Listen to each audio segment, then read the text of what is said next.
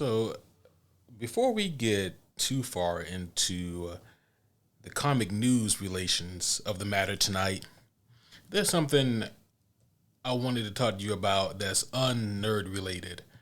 Wow, un-nerd related? I mean, well, it's not. I think so. It's not any of the nerd brands that I subscribe to. I think that it is not. Okay, actually, yeah, and that's because I thought that this shit is. I mean, I hate it, but it's doing everything it's supposed to do. Okay, and I want to get your thoughts on this. The Jake Paul Mike Tyson fight. Okay. Yeah. Okay. Yeah. So just my thoughts on it. Yeah. Okay. Yeah. I think that Jake Paul is for the amount of time that he's been in the game, and like, I think there's got to be some kind of like, I don't know if it's a record, but it's a very astounding accomplishment for like from the time that guy went, I'm gonna be a professional boxer. Yeah. To the time he like won a televised pro fight. Yeah. It's a very short amount of time. Correct. And I think he made that decision way later in his life than most people who make it to the level he's at. Yeah, for most people, it's like teenage.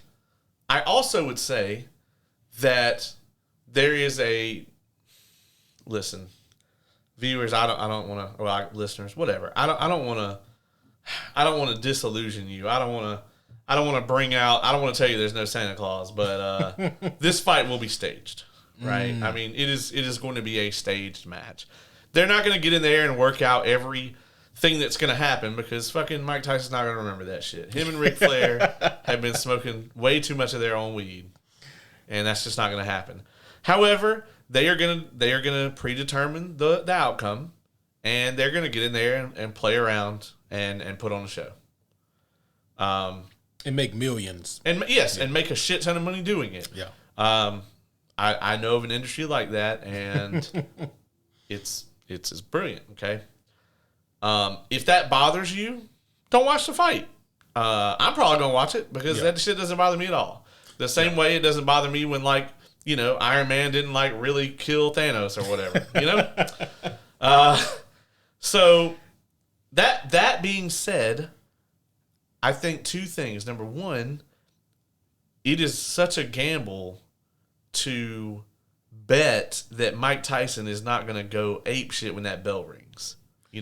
That's where my thoughts go. Yeah, it's like, I get that you're going to sit down with his people and go, yeah, we're going to do this and that and this and that. But, I mean, yeah, when that bell rings. Yeah. Yeah, when that bell rings, it might as well be like the Winter Soldier roll call. Yeah, what if he just goes into Iron Mike? You know what I mean? Yeah. You're fucked. I don't care if he's 60. Yeah, you're still fucked, right? I'm gonna tell you right now. I know a few MMA fighters that have pretty good records. None of them think they could beat Mike Tyson right now.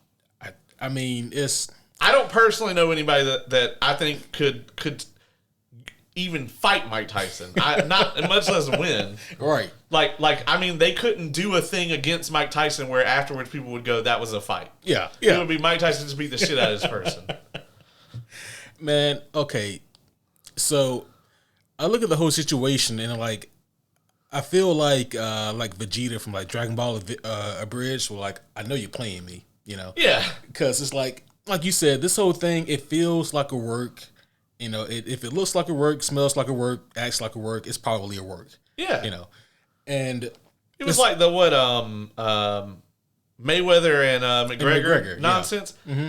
They even cut a bunch of promos and shit. They went on the road cutting promos. Yeah, they cut promos and it worked. Yeah. It worked. They both walked away with hundreds of millions. Yeah, tons of money. Yeah. Yeah. That was the most worked shit in the history of ever. It was.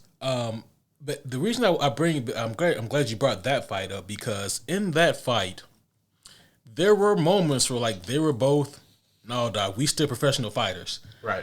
And I mean, McGregor hit Floyd with an uppercut from hell, and that shit, it didn't buckle Floyd, but it woke him the fuck up, you know. And then Floyd, he finished with the flurry, and the referee may have had an early stoppage, but Conor was so gassed he couldn't even keep his hands up, you know? Yeah. And so it's like, I think they obviously both went into that fight knowing the outcome, but that wasn't the purpose. It was to make all the money in the world, you know? Yeah, and the finish is exactly what I said it was going to be. Because McGregor loses in a boxing match. Yeah. He's an MMA fighter. He's an MMA fighter. He's limited. Yeah. So obviously he's got a handicap going into this. Mayweather gets to keep his perfect record. Everybody makes a shit ton of money. Yep. And goes home happy. Yeah. And it doesn't put a stain on McGregor. I mean, he did that himself. Yeah. You know, him losing that fight didn't hurt him at all. No, absolutely not. And I told people months before that fight happened, I was like, this is exactly how it's going to go. Yeah.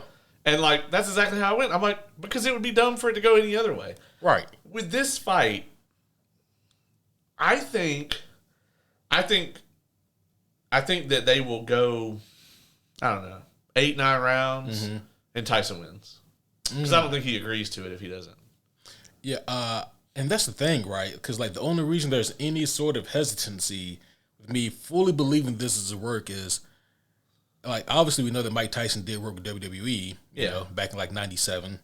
But in terms of like boxing, whenever you hear this man speak about like his days when he used to be Iron Mike, there's times where, like, he's in interviews or podcasts or like he cries when he thinks about it because he goes, I don't want to be that man anymore because he scares me. Yeah. You know, like, and I'm like, that is fucking terrifying. You know? Dude, when he was in his prime, yeah, like, he was one of the most dangerous human beings on this planet. Oh, absolutely. I mean, we're talking about a guy who has, I think his record is like 50-6.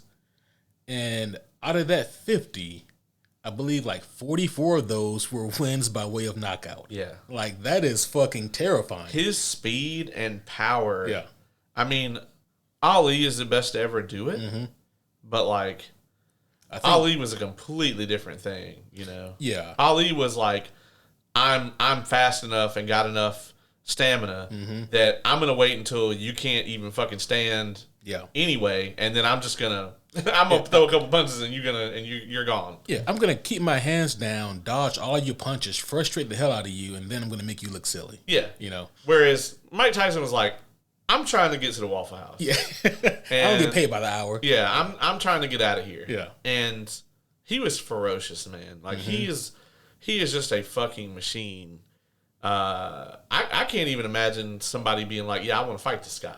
Yeah, no. You know? You know, and going back to Jake Paul, I think Jake has done a tremendous job. Yeah. I mean, like, from both like a marketing standpoint and from an actual boxing standpoint, you know? With that being said, I believe he's only fought one actual boxer. That was Tyson Fury's little brother, Tommy Fury.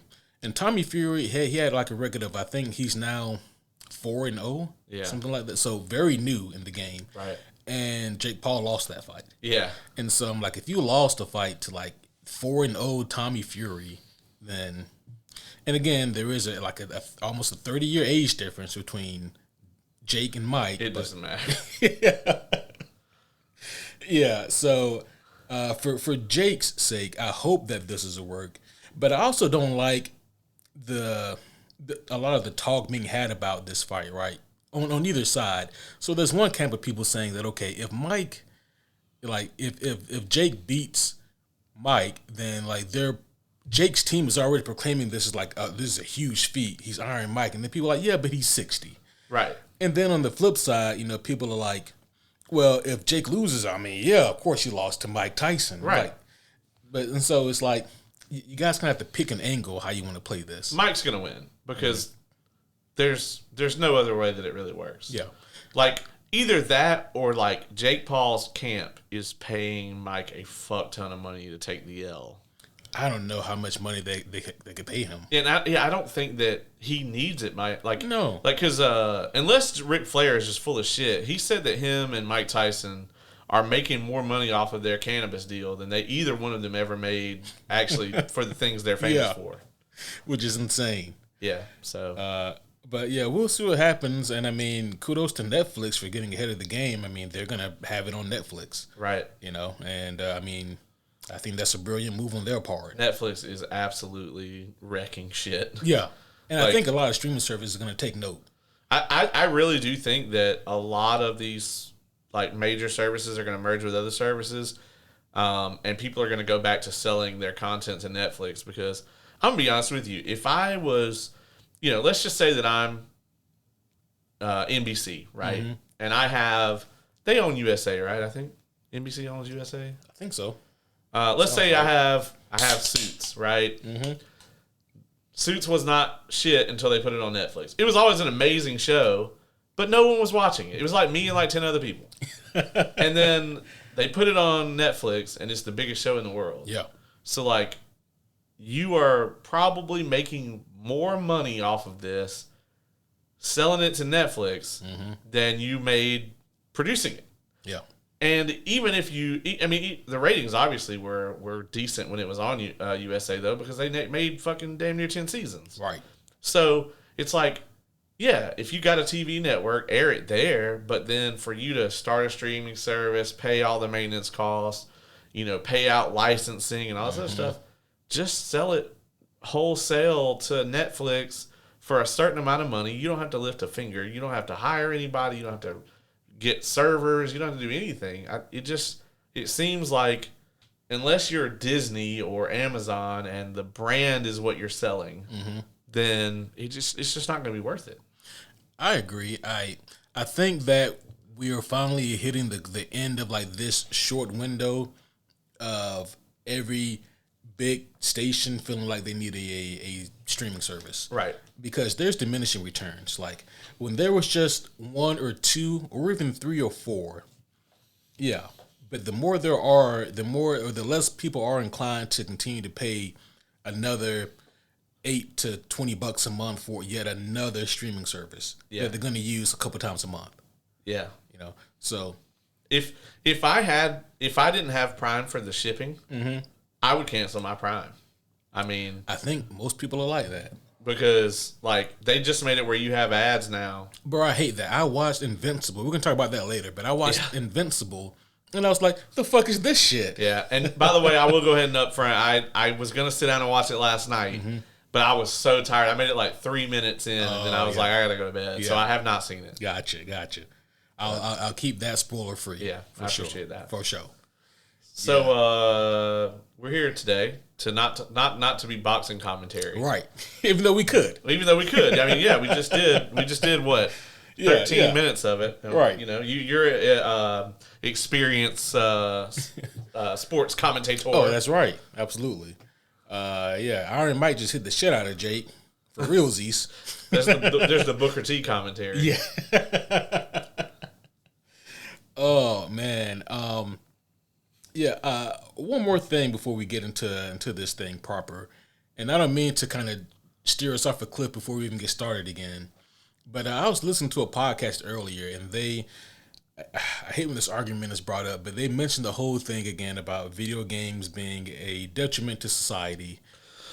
And okay, so I have my own thoughts on that, but I was like, you know what? Maybe I am speaking from a place of a person who is too close, too attached to video games to really give the opposing argument a chance.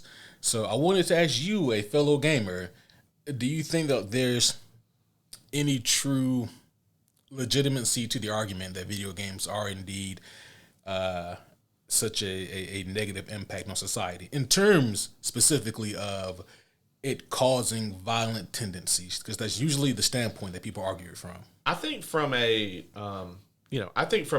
physical health standpoint, it is probably a detriment to society because, whereas like, I may have taken up tennis, right? I took up video games instead, and so unless I play my Oculus, then I'm not getting any exercise on that. However, I will say that like the Oculus in general is maybe the only reason that some people actually do get the exercise they do get. True. So I think that that's a direction that we will kind of be going more into in the future. But from like a generates violence standpoint, that's more American culture than anything else. Like, explain to me why if your movie has a titty in it, then it's rated R. Right. But you can shoot an unlimited number of people in the face, Yeah. and keep PG-13. Right. I mean, so it's just our culture is so much more. Because I think because of like the puritanical origin of our culture, even 300 years ago or longer, sex is viewed as this taboo thing, and violence is fine. It's all rooted in like old Christianity, right? And so, I mean, you look at a lot of old Christianity, they definitely absconded sex, because if you control sex, you control the people. Right. And they were certainly all about violence because, I mean, not trying to say anything denigrating to Christians or people of religious faiths, but the holy works are full of violence. Right. Yeah. And so you look at those two things, and it's really no wonder that there's so much banning of one and uplifting of the other. Right. Yeah. So, I mean, if you look at it, just like all throughout our culture, our legal system, I mean, our obsession with firearms, I mean, just all of that stuff, the culture is the problem. And that's a lot harder to fix. And I don't think that video games contribute to that any more than, anything else. I mean, you go back to before television and like the old radio shows, you know what I mean? Right. That I'm sure there were headlines back then saying that those were instilling violent tendencies, or something that you're intimately familiar with, comic books, Yeah. Yeah, they came up with the whole fucking Comics Code Authority because there was too much violence or too much Satanism or whatever in comics. Or even, the 80s, the D&D Satanic Panic. Yeah. So there's always this need to point at this thing you don't know anything about, the great other, and go, this is the source of the problem. Yep. And, there's no effort whatsoever to get to the root of it. As a matter of fact, I would say that video games probably, for a lot of people, are an outlet that prevent them from having violent tendencies. Escapism. Yeah. Giving people a break from reality for a few hours. Yeah. Because a lot of people's reality suck. Yeah. So, there's a lot of, people that can go on Halo and kill a bunch of aliens, and it prevents them from going on a shooting spree, at work or whatever. So. And, I... like you mentioned earlier, like they want to blame video games, or they want to blame violent sports or movies, or they want to always look at that thing as being the problem. And I'm like, not to get morbid here, but when somebody goes and commits a mass shooting or anything like that, it's a mental health problem. Right. And so, like, I mean, which this country is slowly kind of getting better at it, but man, we still got a long way to go, in terms of providing proper mental health to people. Yeah. So, I mean, I think that, you work on that, then I think you'd be fine. Grand Theft Auto has sold hundreds of millions of copies over the years that they've been mainstream. And I'm like, the percentage of people that play that go out and do violent acts, they're probably going to go do violent shit anyway, regardless of the existence of Grand Theft Auto or not. If you actually look at, it's pretty interesting. Like, these kind of studies have been done. If you go and look at domestic terrorism, like pretty much all the instances of it over the last 60 years, almost all of them are either have a religious fanaticism background, or it's some far right nonsense. They either have like a far right, like ultra like neocon kind of background. Not to say that that's all of them, but the vast majority are those two things. Yeah. So if y'all want to get rid of the far right and religion, I mean, I'll vote. You got my vote. Shit. That actually brings me to I saw Dune 2 for a third time. Oh shit. Yeah, I've seen it three times now. Yeah. Hell yeah. Well, the IMAX exclusivity runs out on Thursday when Ghostbusters comes out. So is that this Thursday? Yeah. Holy shit. Yeah. Makes me feel good. And so it comes out this Thursday, and so I had to get one more showing in, and I remember like watching the scene where one of the many scenes where it's like super clear that like his mom is just like controlling them with this prophecy or whatever. And I was like, I mean, certainly that could never happen in our world. You know, because like if that would work, you know, someone would have tried it by now.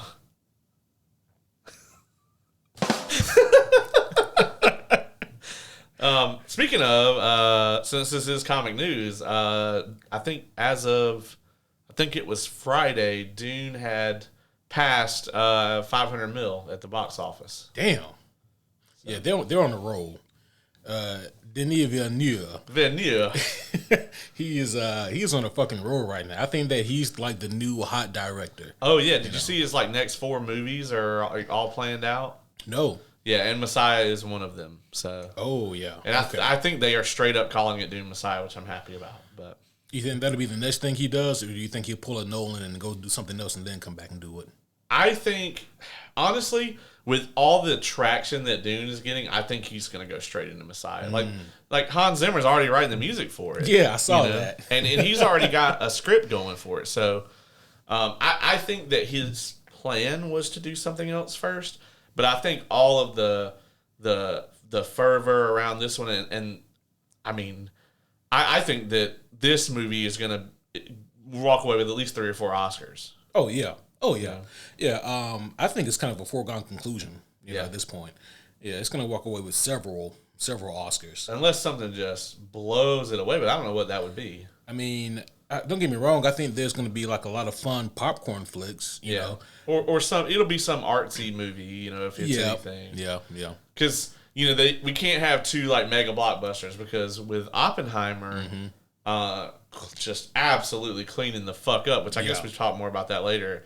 You know, they just don't want.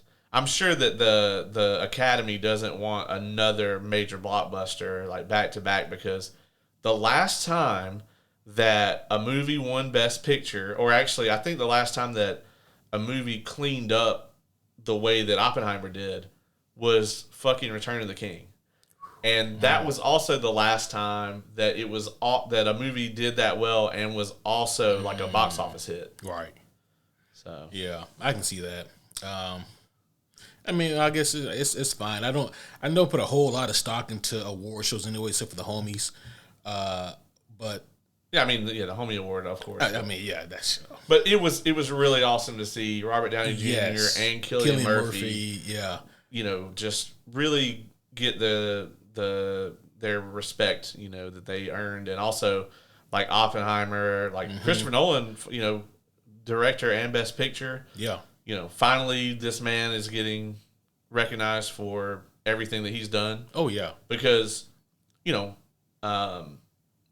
not to take us off on another fucking deep end here, but I was thinking about it the other day, and if you look at the modern superhero movie, a lot of people will say that like phenomenon that started with like Batman '89, right? That's like the formula or whatever.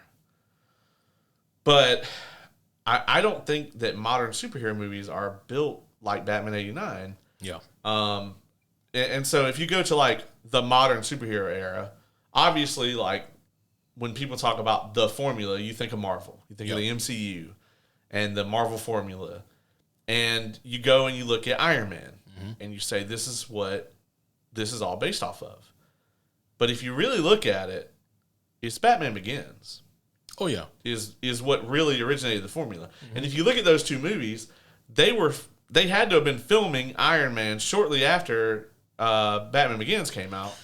Yeah. It came out in 2008. 2005. And Begins came out in 2005. Yeah. And the structure of the 2 films are very similar. You know, early on in the movie, the guy meets his mentor or whatever. The mentor turns on him. Yeah. There's a fake terrorist faction. Right.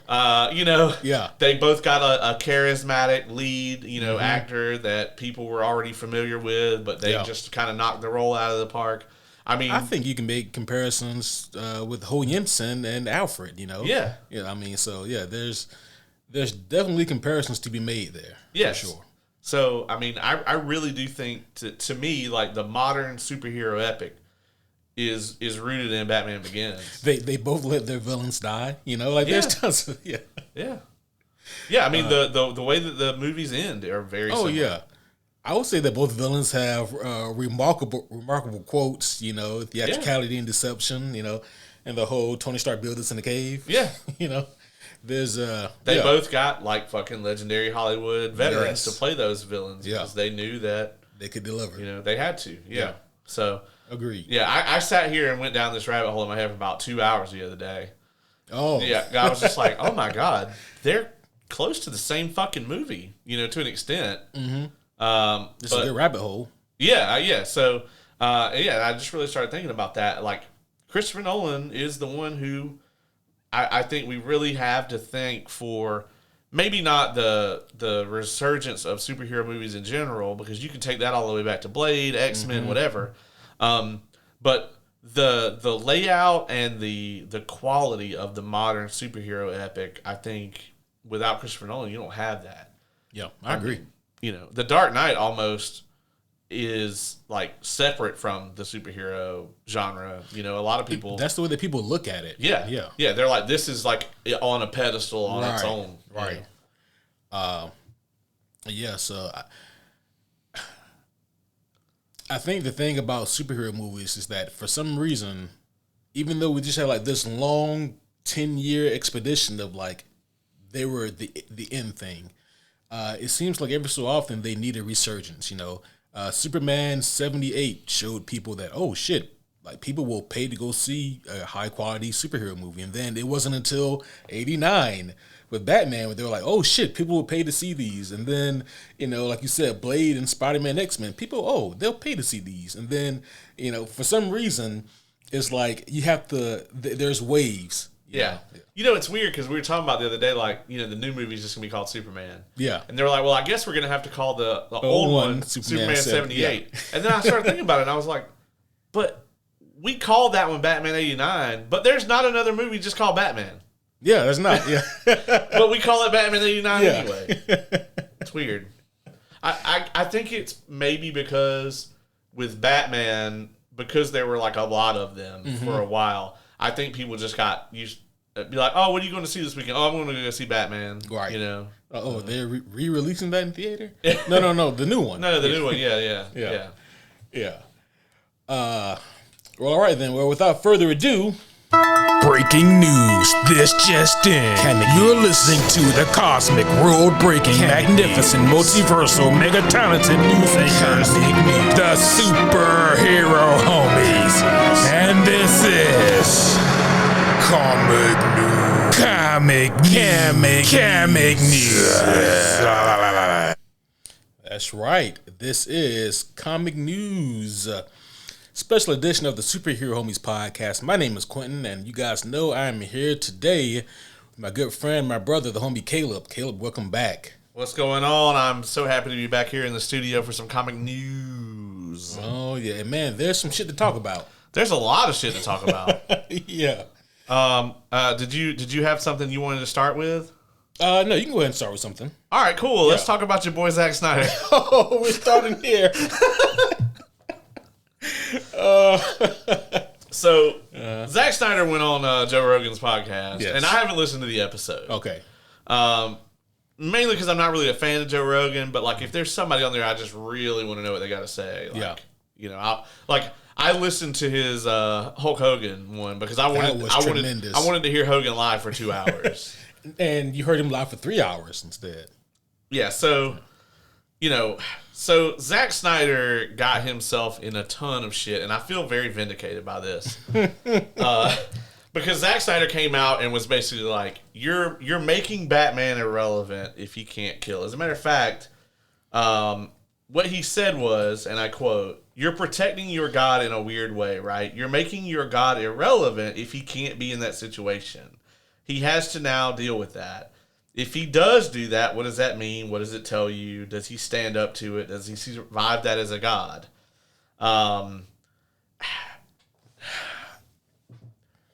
This coupled with the way that Zack actually portrayed Batman on screen, it didn't go well. Yeah. And I think a lot of people that may have still been on the Zack Snyder was the best shepherd for DC. Anybody who still was on that bandwagon, not anybody, but I think a lot of people that may have still been on that bandwagon were like, okay, well, I'm stepping off here.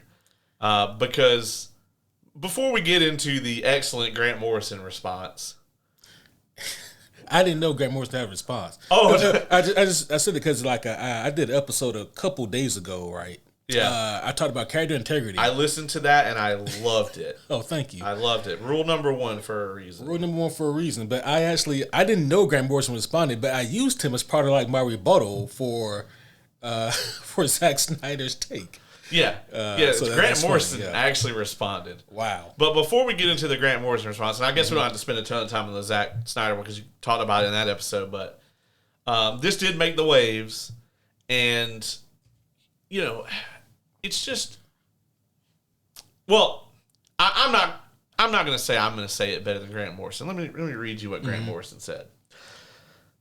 He gave a pretty long response, but the gist of it is this quote: "The line Bruce Wayne draws is a clear delineation between himself and his villains, and if Batman were to ever cross it, there would be no difference between them." And I feel like he just put that shit in a box for him. Yeah. I mean, shit, there's really not too much more to add to it than that. Like, how many times has Batman told us, via different writers that there's a reason he doesn't cross that line? Because and don't get me wrong, it's not this way for every person or every superhero, but it's that way for Batman, for Bruce Wayne. He knows that if he crosses that line, for him, there's no going back.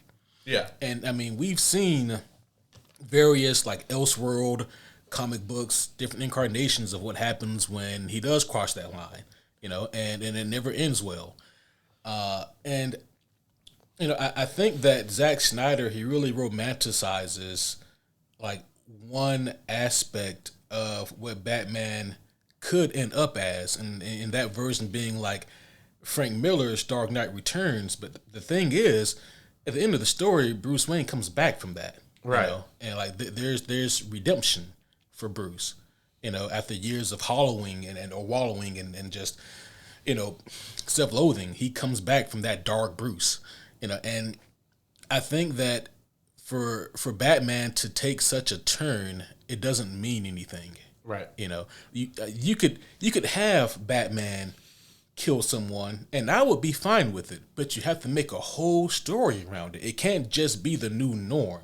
Yeah. If you want to have him kill someone, you can do it. But man, tell me a story to explain the build up to it and the aftermath. Right. And honestly, they had just done the whole thing where Superman killed Zod. Yeah. And I actually liked that decision, the way that it played out in the movie. Yeah. Yeah. Put in a situation where he kind of, fuck, if I don't do this now, then, Yeah, he was in a direct situation where it's like, I have to kill him, or like thousands, possibly millions more people are going to die. Yeah, and also, like, not only do I have to take a life, but one of the few people who I maybe would have been able to relate to on some level. Right. Yeah. And that was a great decision, and it was intricate. And then they just kind of had his Batman just murder people without any repercussions or ever exploring it or anything. Yeah, and it was not great. Yeah, it wasn't, right? And it's like he kind of interpreted the wrong things from what Frank Miller had written, Yeah. And, because I did listen to that entire episode with him and Rogan, and it was so ironic, right? Because there's another point in the podcast where Snyder says, "I don't understand all the fan backlash I get," and then we get to the point where he's talking about Batman should kill, and it's like he's got such a specific vision for things. And, listen to that episode. He seems like one of the greatest guys you'd ever meet. He really does seem like a genuinely great person. But yeah, man, I met him. I mean, oh yeah. You were in the audience, right? Yeah. Well, we actually got to like meet him outside. Oh, did you? Yeah, when we were standing in line for Hall H, he drove up in the actual Batmobile from the movie. I don't know if you ever told me that. Wow. Yeah. I think it's odd that I neglected to mention that. Right. But yeah, that happened. Oh, shit. Yeah. Well, damn, that's pretty awesome. Yeah, he's a really nice guy. He came out and like fucking hung out with everybody and everything. This is like the day before they announced Batman versus Superman. Oh, shit. So, I mean, none of us knew it was going to suck. Right, yeah, I mean, you couldn't tell then, But, it's just such a, clearly such a polarizing decision, right? Like, just to have, just to say that Batman now needs to kill when there's really no basis for it. And it's been explained over and over again what happens to Bruce if he does. And there's a difference between a character evolving and a character just changing. Right. The difference between change and evolution is, like, for example, it's not okay for for Ant-Man to slap Wasp. You know what I mean? And that character's been paying for that shit ever since then. That was in the 60s. Right. But a change would be if, well, Hank Pym, like, he doesn't need to shrink. He can just fucking, he has super strength now. Right. So, and that's just from a physical standpoint, but changes are always worse when it's like from a character perspective standpoint. Right. If that character is no longer who they once were and there's no basis for that personality change, then you're not wanting to write that character. You're just wanting to put your own flavor on the character for no reason. Yeah. Yeah, I mean, it's like, like nobody was mad about the change with Kamala, right? And they completely changed her power set. Yeah. And I'm glad they recognized it, like, we should probably change this. Yeah, right. Yeah, because it was a lot of like what you were talking about in the character integrity thing with Daredevil. It's like, this is just lame Mr. Fantastic. Yeah. Yeah, so let's make some changes, see where it works. And they did, and Kamala Khan, she's one of the most popular newer characters since Endgame, She's definitely the most popular character, since then, I would say, yeah. I mean, probably her and Shang-Chi together. Yeah, and I mean, Shang-Chi, who knows when we're going to see him again. Right, it's going to be a couple years. Yeah. We've only seen him one time so far. So. Yeah, he's a Ken doll now, so, He was in that movie, wasn't he? Yeah. Okay, yeah. Yeah, and he performed at the Oscars with Ryan Gosling. I don't know if you've seen that, but it was tremendous. Oh, my God, it was so good. Oh, shit. It was like, so Ryan Gosling, so they said that they wouldn't do the song without him singing it. And then, so Ryan Gosling's like, well, I'll only do it if you guys let me just come out of the audience singing it. And like when they pan up to him, like to start it, Margot Robbie is sitting directly in front of him, and she has no chill. Like, she cannot contain herself. She's just fucking laughing hysterically. Oh shit, that's great. Yeah. Anyway. Yeah. But yeah, the whole thing with Zack Snyder, was hilarious, and then Grant Morrison just kind of coming out and being like, "No, you don't understand Batman at all." Yeah, I mean, it's so bizarre, right? Because it's like Batman 101. You ask people, name your top 5 facts about Batman. His no kill rule is going to be in that list. Yeah. So I don't know, man. Like it was a weird thing to say. And like I would only be interested in seeing him take on Batman again. It would be if him and Frank Miller finally get together to make that book to screen make of Dark Knight Returns. I would go crazy for that. Yeah, because like, to me, I mean, they never really revealed if Batman killed the Joker, in the DCEU, right? But like, there's no way that Batman didn't, because if he'll kill regular ass people, of course he's gonna kill the guy that fucking beat Jason to death. Right. Well, no, he didn't kill him because like that's Jared Leto's Joker. Well, yeah, but we also don't know when that takes place, right? Suicide Squad, I guess not, huh? Yeah, there's never really any indication as to where that awful ass movie took place. Fucking terrible. And everybody, they have the whole release the Ayer cut thing now, and I'm like, just don't. While David Ayer seemed like a cool dude too, and he was super excited about that movie, and I felt so bad for him. Yeah. Yeah, I mean it sucks, right? Studio. The worst part about studio interference, if you're like a director, is that like, yeah, what you wanted to do will never see the light of day. Right. You know, that sucks. But yeah, Zack Snyder, don't say that shilly shit again. Yeah. Let that shit go. Yeah. I really think from now on he should just make like 1-to-1 adaptations. I mean, yeah. Like, I mean, look at 300 and Watchmen. That's what those were. Yeah. You know? And then look at like Rebel Moon. Yeah, I have not looked at it yet. I'm gonna wait until the 2 ultra mega cuts come out because like I don't want to do this whole thing. I don't know why they don't just release the real cut anyway because it's like not like anybody liked the original one. That's true.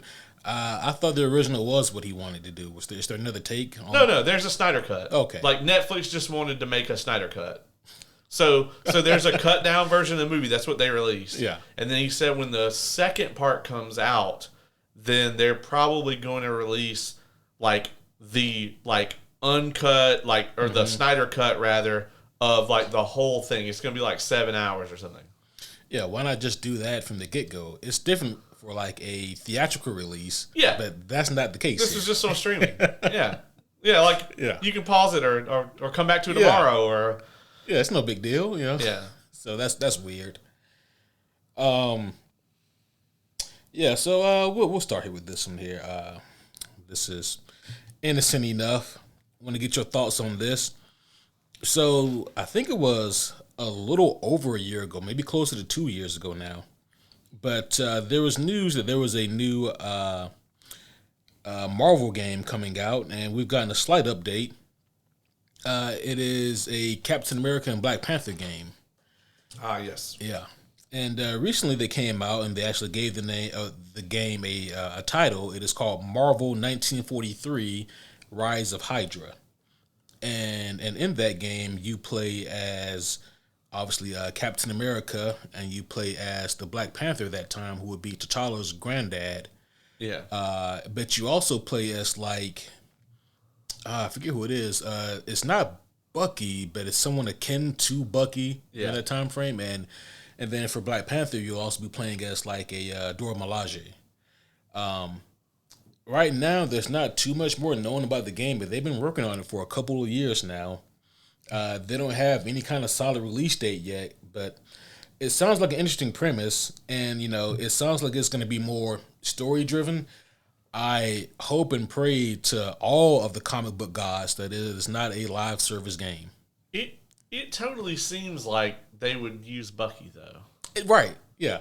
I was so sure it was Bucky that when I last spoke about this game, however many months ago, I said it's Cap and Bucky and Black Panther and Adore Milaje. But in the article I was looking at, they said it wasn't Bucky. Either that or you use Peggy. Like if you're going to use that would Milaje also, for the other one, then you just kind of make it the same, similar thing. Yeah, but it was weird, right? Because why wouldn't you use Bucky? You know? Yeah, like that's weird. It should be Jarvis. Oh shit. That'd be kind of amazing. Do a bunch of Butler things. Right. He's got like an umbrella he fights with, and I don't know if it's gonna be good for 90 minutes, but yeah, probably not. I've always wondered why come they never did like a true Ultimate Alliance 3 or like an X-Men Legends 3. That fucking Ultimate Alliance 3 that they put out on the Switch was god awful. You know, I almost bought a Switch just to play that game. I had a Switch. I bought the game. It was awful. It was basically like a cell phone version of Ultimate Alliance. It was just so goddamn lame. A bad one. Yeah, but as of now, Marvel 1943 Rise of Hydra, all I know about the game from the title is it's clearly going to include Hydra. I'm assuming Red Skull may be the lead protagonist or antagonist in that. So it sounds like they have a clear direction story-wise what they want to do, and so that has me happy. But only time will tell if the game is actually good or not. The fact that there's 4 playable characters instead of 2 has me a little curious as well, because I would have been fine just playing as Black Panther and Cap, but if they want to do something different with it, I'm cool too. I think it'd also be cool if they start of the game if Cap has like the old school shield, and then throughout the game at a certain point he maybe gets the vibranium shield that we all know him to have. That'd be cool. That would be awesome. Yeah, I'm excited about it, and I definitely hope it's more in line with the Arkham series and less in line with everything we've gotten since then. Yeah, agreed. I saw a thing the other day where Mon Vellani was talking about when the Avengers game came out that she was like so excited and like went to Best Buy and got a copy. Oh hell yeah! And she was like posing with it in the middle of the store, and everybody was like people were looking at her like, "Who the fuck is this? Right. And what is she doing?" Because like she was cast already, but like the show hadn't come out yet. Yeah, that's funny. Yeah. Plus, like, I mean, while she will be tied to Miss Marvel forever, that's not her same character at all. Like, she still has the old powers in that game. That's true. So. There's actually two versions of the character in Marvel Strike Force. Yeah, they put in the MCU version. Nice. Yeah. And I'm like, this is cool and all, man, but I already spent all my goddamn credits and shit getting the other one to be at a certain level. Of course. Yeah. As it goes with these games. Oh, yeah. You know I'm so far down the rabbit hole on that. So. Oh, I know. I mean, you are farther down the rabbit hole with your Star Wars game than I am with this damn Marvel game, and that's saying something. I really am. It's so bad. Especially, like, last couple months, Now that I'm in like a really competitive like in-game guild, it's just it's just constant. You gotta stay on it every single day. Man, my guild sucks. I'm thinking about finding a new one. Honestly, like when it comes to the raids, like I got it set up so that like all my strong hitters are like defending our base, and then I'm using like what I got left to go and attack theirs. And meanwhile, it's like half of them don't even participate in the raids. Oh yeah, see we don't do that. If you do that in our guild, you get kicked immediately. Yeah. So, I'm sure that you've seen this. This is a few months old now. We may have spoken about it, but just on the topic of video games, the Wolverine leaks. There have been like a few more. Heavy, yeah. Yeah. And there was a playable copy, still is floating around the net for a while. Fuck. That shit's crazy. I mean, for what it's worth, it looks good. Oh yeah, it looks really good. Yeah. For those of you who don't know what we're talking about, there is a Wolverine game in production made by Insomniac, the same people who made the latest batch of Spider-Man games, and they being Sony got hacked. Crazy how a giant corporation like that gets hacked, but they did, and they took a bunch of their files for the video games and also a bunch of sensitive information from employees that work there, and threatened to leak it all unless they got like $2 million in Bitcoin or something crazy. Yeah, and Sony didn't pay it, which I think they really fucked over a lot of their employees and developers. Mm-hmm. But it's one thing if you have the gaming material, but dog, you got my fucking social. You can fucking dox me. You can like pay them. It's $2 million to pay them. Yeah, it's chump change for them. Yeah, but but yeah, I mean, speaking of leaks and stuff, in that vein, did you see the PS5 Pro specs got leaked? I did not. Yeah, that happened like this week. Apparently, they're trying to get it out this holiday season because they want to get it out either before or around the same time as GTA 6.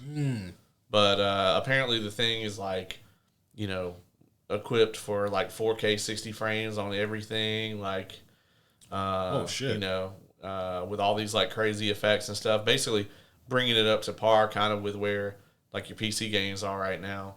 And I'm interested to see if that's legit. I think it probably is legit. But I'm interested to see how much the damn thing is going to cost. Like, is this going to be $800 system?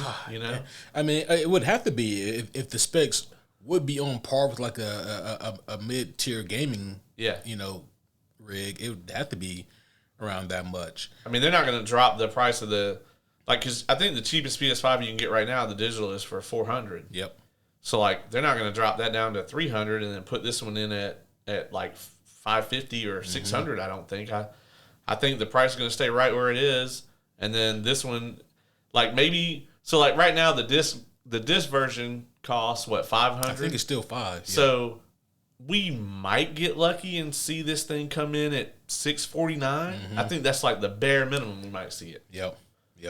And are they all going to come equipped with disc drives, or will there be a non-disc drive? So I think they all will. I think they're all going to come with the removable disc drive, but they may do a digital. The leak was that they came with a removable disc drive, but I could totally see them maybe do $649 with the drive and $599 without it. Yeah. Because a lot of people like don't want it. The removable one is such a joke though, man. Because like you have to like be online to like pair it to your console. Oh. Yeah, it's this whole, because it's literally like, even when you attach it to the system, you're not like wiring it in. It's still like links or whatever. And yeah, it's kind of a bad system. Yeah, I don't like that. No. Yeah, they actually have that on the new PS5s now on the Slims. Oh, really? Yeah, the ones that come with the disc drive, that it's like the disc drive is like a separate thing. It attaches to the console, but then you have to like, kind of like its own version of like Bluetooth or whatever. It has to like pair with the console, like the controller. And you have to be online to do that. Yeah, that's an interesting concept. Yeah, since anybody that has a disc drive now, like odds are they're going to use that because like maybe they don't have a good internet connection or whatever. Right. Or either that or they're just trying to watch Blu-rays and stuff. Which, it's fine. What's what I use mine for, but. Yeah, so that all leaked out, and I think it's probably a legit leak. So, and they were planning for a release date of holiday season this year. This holiday season, wow. Yeah. Okay. I was just thinking, man, like when the PS4 Pro came out, like I traded in my PS4 normal, and then like paid I think like another, was it like $150 I think on top. And then I got my PS4 Pro along with a copy of Horizon Zero Dawn. That's the one I got. Yep. And I never had the original PS4 though. That was my first. Yeah.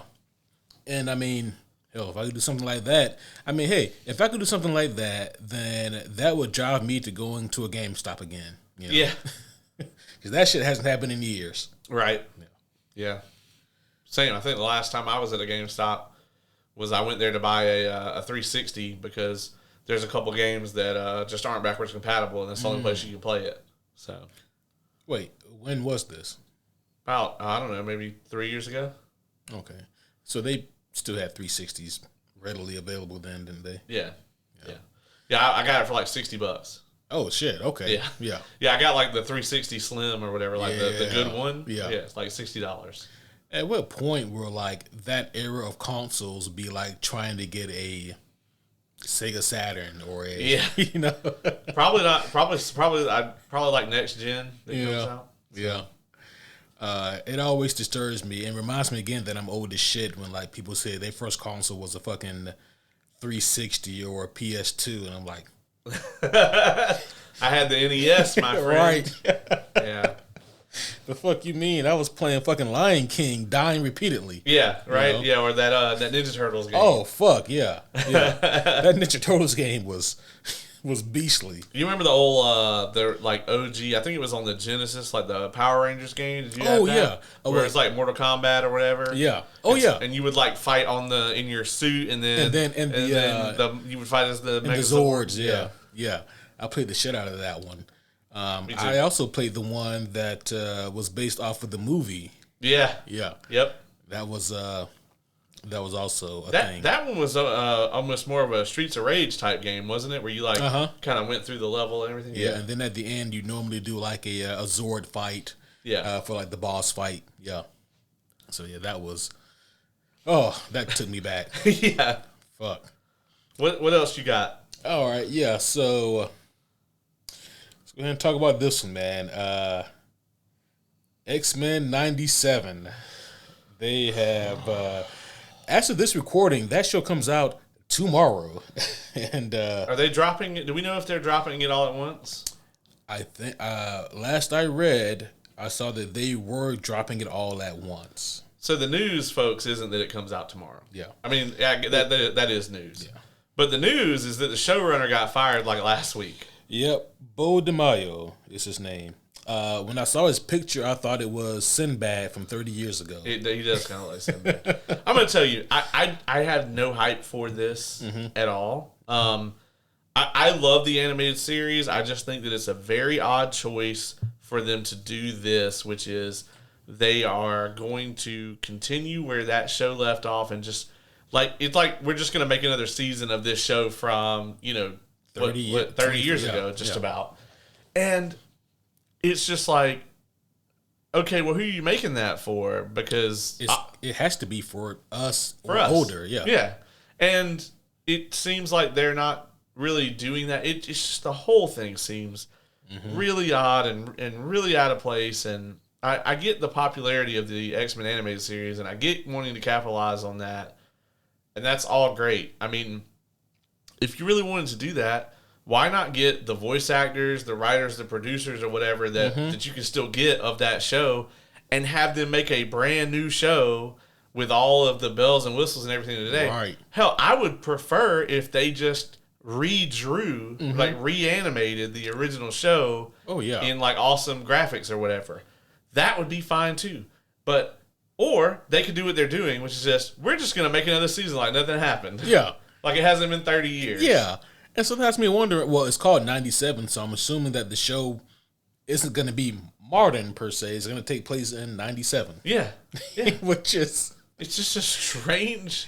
It's weird thing that they're doing. And the trailer also didn't really pop me. See, that's bad because, like, when I saw the trailer, I thought, this is their best stuff, Like, I didn't think the trailer was bad. Like, I thought that they put out their best stuff in that trailer. Like, this is the animation is clearly better, than back when it was 25 years ago. They kept in like the corny one-liners and zingers, which I'm not mad at that either. I think that's kind of, it takes me back. It just really, the trailer didn't show me anything of substance though. It showed me that like the fighting and the animation is really cool, but in terms of like the substance of the show, I have no idea what it's going to be about. Like, like give me something related to the story. It also worries me whenever they decide to drop all the episodes at once, because in my mind that tells me you don't have a whole lot of faith that people are going to keep coming back on a weekly basis. Right. Yeah. Especially Disney. Yeah. Because they do pick and choose. Like, for example, What If came out on a weekly basis. No, a daily basis. Because they came out, It was like... The first one came out weekly. Yeah. And then the second one was weird. It came out daily. It came out daily, that's right. But it worked, I think. It did, yeah. Or Loki season 2, that was weekly. Yeah. Whereas like with Echo, they dropped that. Echo, they dropped that all at once. Yeah. And I was like, that's either really good or really bad. Which, to be fair, folks, like I don't think either one of us hated Echo. I didn't love it, but I thought it was a decent time. I didn't. I left Echo with similar feelings to how X-Men 97 has me feeling. Like, okay, well, who'd you make this for? Right? Yeah. Yeah. And there were just some like I thought episode 1 was really strong. Yeah. Echo. Really strong. I was like, I'm in. And and then episode 2, I was like, can we go back to episode 1? Yeah. And then there were just some laughably bizarre choices, like when she gets kidnapped and brought to the skating rink, and then they kind of let her go, but they don't. And it was just a lot of weird shit going on. I will say, though, I thought the actress on that was great. I thought she did a really good job. Yeah. But the writing was just agreed all over the place. And it came down to the point where it's like, well, if Vincent D'Onofrio is not on screen. It did come down to that. Yeah. And also, like, for what it's worth, the kid version of her looks uncanny. Yeah. It literally looks like that's her kid. Right. Yeah. I'm like, that is bizarrely accurate. But yeah, X-Men 97, they fired the showrunner, like you said, Bo DeMaio. And as of now, there's just a bunch of rumors and speculations as to why they fired him. But it is not a good look to be fired from this show days before its release. And they haven't said why. No, neither has he. Which is really concerning. So, because it seems like to me, like, if he did, like, something, like, horrific, right? Like, he did, like, an Ezra Miller or a Jonathan Majors type thing. You got to think the PR of them sitting on that is going to be horrible. Worse than if it just came out. Yep. Like, if they just said, well, we don't want to come out with it because we don't want that to hurt our show. Mm-hmm.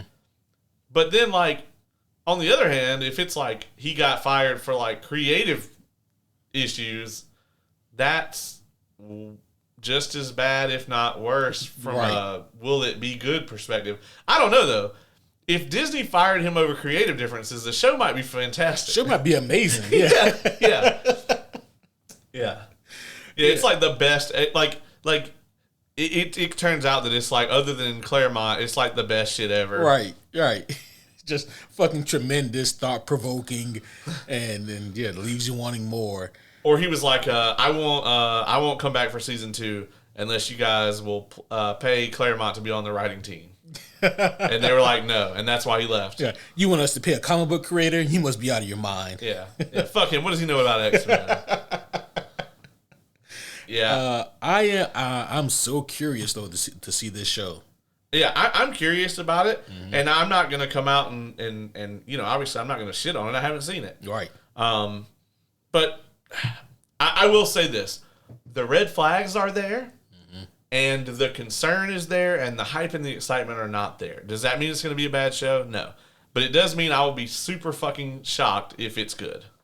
Yeah. And pleasantly. And I'll come on here and eat crow. Yeah, same. Same. And I'll be happy to do it. Oh, yeah. Yeah, listen. Like, it's one of those situations where it's like, I'll put on a bib and eat that motherfucker. Yeah. Yeah. It is worrying, though, like you said, all the red flags, and just coupled with the fact that they have given us nothing in terms of the story. Right. They're like, look at this, all this cool action. Look at how they take down the Sentinel. Yeah.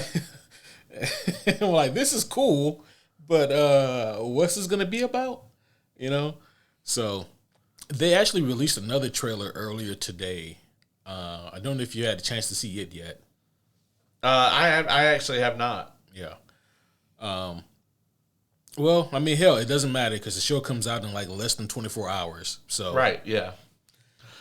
Yeah, man, we'll see, and maybe they'll change their mind and release it on a weekly basis. But from what I understand, it's going to be all at once. Well. That kind of leads me into a show that I have very similar feelings about. Have you got a chance to see the Acolyte trailer? Yes. Good. So before we get into this, I want to explain heavily to everyone that the only reservation that I have about this thing is that Kathleen Kennedy says that she loves it and it is her baby. Like, if that wasn't true, I would be super excited about this thing. But the fact that Kathleen Kennedy is like, this is my baby, this is my pet project, and it's tremendous, that gives me all of the tummy troubles about my thoughts about this thing. That being said, what do you think about the trailer? Man, I would have never guessed that this was a Kathleen Kennedy thing from the trailer. I really enjoyed the trailer. Right, from the trailer, you would not think that this is a Kathleen Kennedy thing, because it just doesn't have... I mean, you wouldn't have from the Obi-Wan trailer either, though. That's true. Yeah. That is true. So, could this be a case, speaking from like a positive standpoint, could this be a case of maybe Kathleen knows that like her neck is potentially on the chopping block, and maybe she's just attaching her name to something that other people have made? Yeah, because the showrunner seems awesome. From like I've read a couple of interviews with her, and she straight up is like a huge, like, her Star Wars fandom came from her reading the Expanded Universe novels. Oh wow! Yeah, I mean that's and she's like, anywhere that, like I kind of like canonize things from the EU, and she's like, nobody ever stopped me, so I just kept doing it. And like, I really like everything I'm hearing, and like the trailer for this, it looks like it's exactly what Star Wars needs, because it's just an exploration of that mythology that we all love, and it seems like it's just a really cool like murder mystery type deal with like a bunch of good action, and it's like so far removed from anything to do with like the Skywalker saga. Which, I mean, thank goodness. I mean, don't get me wrong, I love the Skywalker stuff, or at least the potential of it. Right. But I mean, this is such a big universe. Why are we playing in this one corner of the sandbox all of the time? Right. I mean, there's only so many things that you can still give me from that I want. The Thrawn stuff. Yeah. Love it. I want to see, I want to see a scene where Luke explains to Ahsoka that like Anakin came back to the light before he died. You're right. I need that. But there's a very small list of things, of boxes that I want checked off that have anything to do with any of that. Yeah. A lot of it, you either ran it into the ground, or Carrie Fisher is dead, or there's just all kinds of problems. Like you waited too long, you fucked up. Yeah. There's a certain corner of the timeline that you already fucked, like infinitely. Well, not infinitely, but for a while. By the way, it's not too late to cancel the Rey movie. That's right. Yeah, they can stop. Yeah. They don't have to make that. Matter of fact, I tell you what, I will pay you the $20 ticket price to cancel the movie. They made a whole Batgirl movie, like made it, the whole thing, and then just were like, no. Not only did they not put it out, they deleted it. Yeah. So it doesn't even like the showrunner can't even like watch it on the weekends, right? Or leak it to YouTube, which is what they would do, right? But the trailer looks really good. I'm excited about. Do you know who any of these characters are in the trailer? No, because this is all High Republic era stuff. Okay. So this is basically the end of what's being called the High Republic era, and kind of the reason for that is like the High Republic is basically like the Jedi straight up not ruled the galaxy, but their culture was so prevalent throughout the entire galaxy.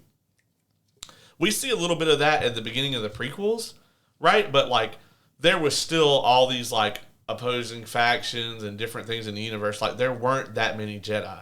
In the High Republic era, there were so many Jedi. And the Sith as a concept was considered to be eradicated, gone. And what Acolyte is it's the story of the Sith coming back into the universe. And there's a lot of speculation that this is actually going to be an origin for Darth Plagueis. Oh. So it would be interesting to see if that's true. And that also, like, from a significance thing to, like, the main Star Wars timeline is that this may be where that this Sith that we're going to introduce, that there's something that they do that is going to limit the ability of the Jedi to have their foresight. Interesting. Which we see that play out with Palpatine, in Revenge of the Sith. So that's an interesting tie-in, and I hope that if that is the tie-in, that it's the only one.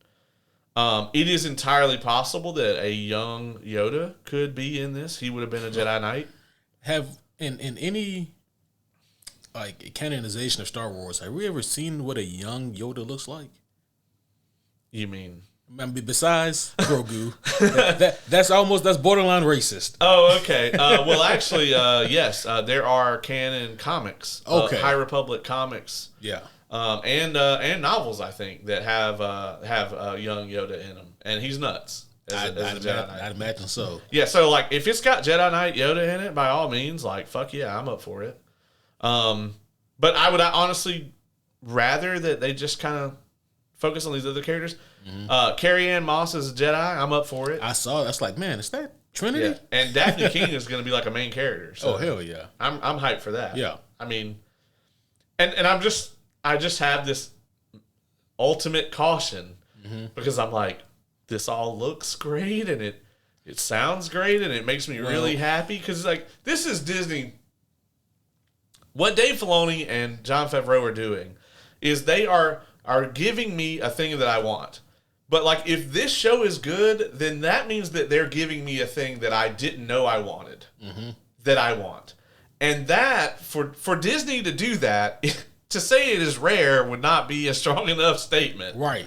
They haven't done that shit in a long time. Yeah, it's been I mean, for some people it hadn't been since Guardians. Like, I didn't know I wanted to see this, but this is really good. It's been since Guardians, yeah. Well, Kamala. Okay. Yeah. For me. Quick, unrelated question. When are we getting House of the Dragon Season 2? I thought we were supposed to get it this year. I thought so, because like they got to keep filming during the strike and everything. Oh, okay. See, that part I wasn't sure about. It's got to be coming. Yeah. It actually. So crazy thing is it premieres in June, and so does Acolyte. So June is going to be a hot month. Pun intended. Come on. I really didn't want to do that one. Give it to me. Give it to me now. But surprisingly, so far, Acolytes looks great. Yeah, I mean, I'm hyped. Yeah, I don't want to be hyped. I'm regretfully hyped. Yeah. In the words of a wise man, we gon' see. Yeah. Yeah. So this has caused quite a stir here recently. The Crow remake. Oh, no. So the Crow remake will release June 7th this year. And as of this recording, it has already reached about 90,000 downvotes on YouTube. I have thoughts about this. Like everyone else, or like most people at least, I'm a fan of the original '94 Brandon Lee adaptation. Unlike most people, I'm also a fan of the graphic novel. Right. Most people don't even know it's based on them. Right. Yeah. Which I plan on covering before the movie comes out. So I'll be able to give you guys an update on or a review of what the comic book is. And I'll probably also review the original '94 as well before the new one comes out.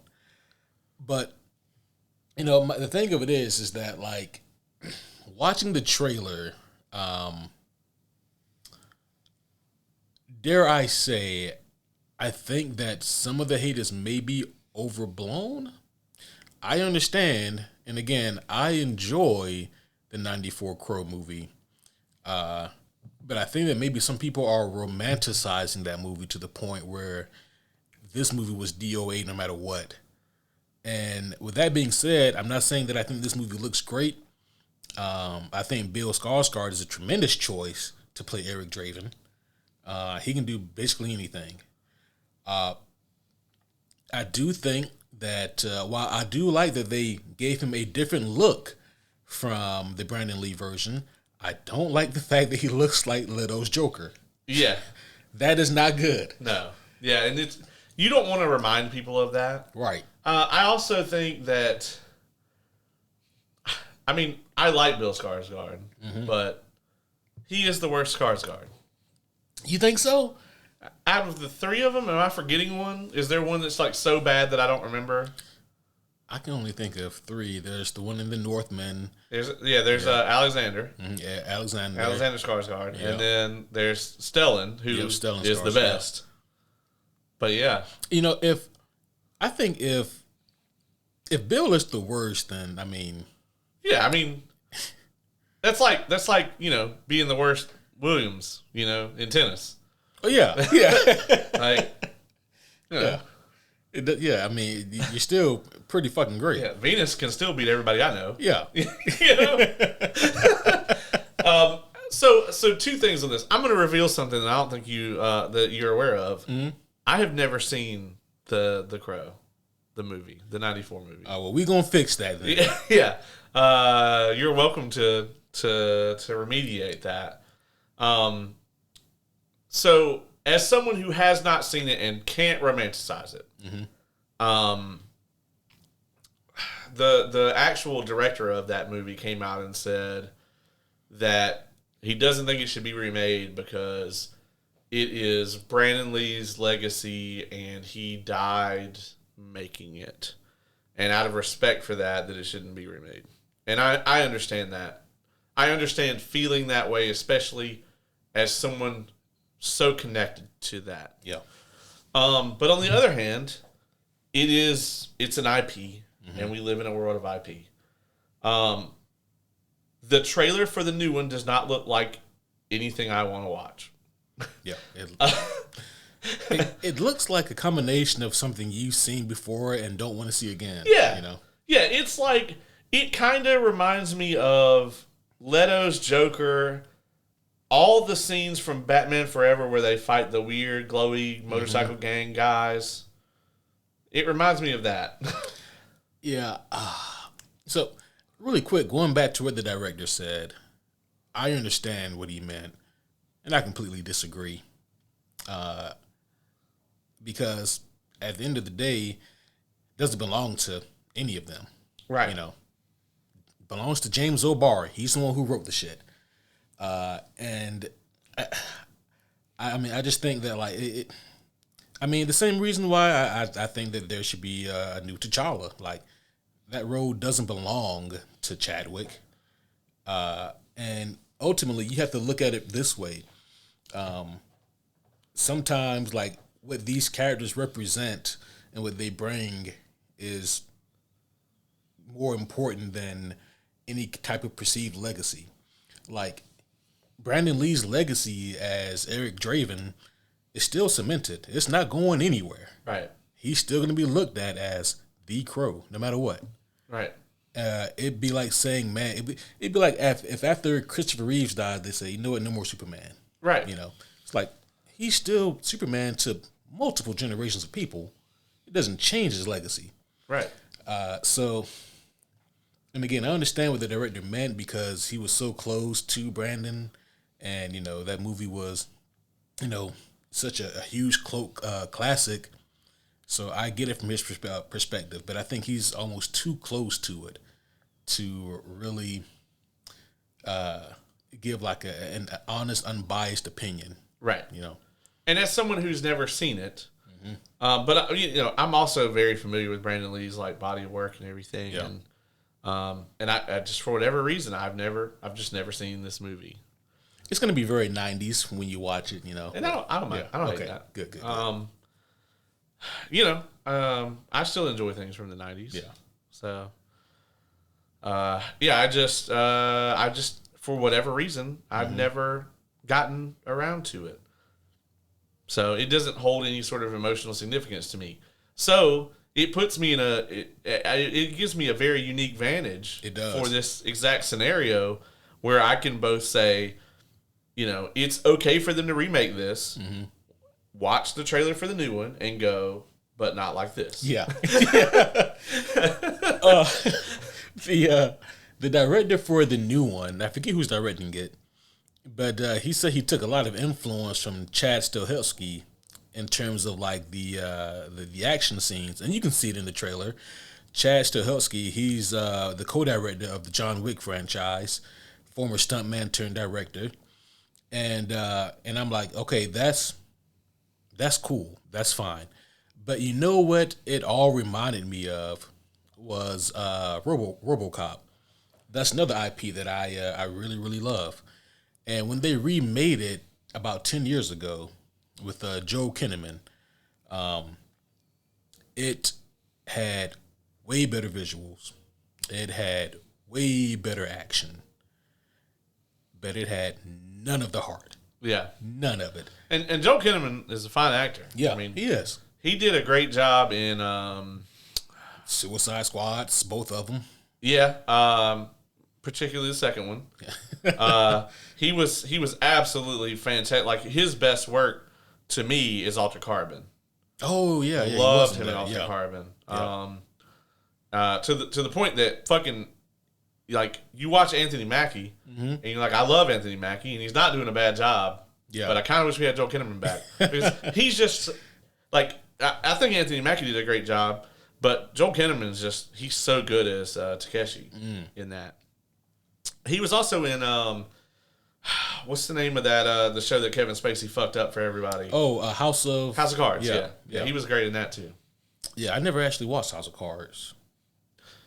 He actually played a well. I would not encourage it now because it went off the rails and then the Kevin Spacey shit happened and then they tried to finish it without and I like couldn't even suffer through that. Like I tried really hard, and it really made me hate what's her name, the Princess Bride chick.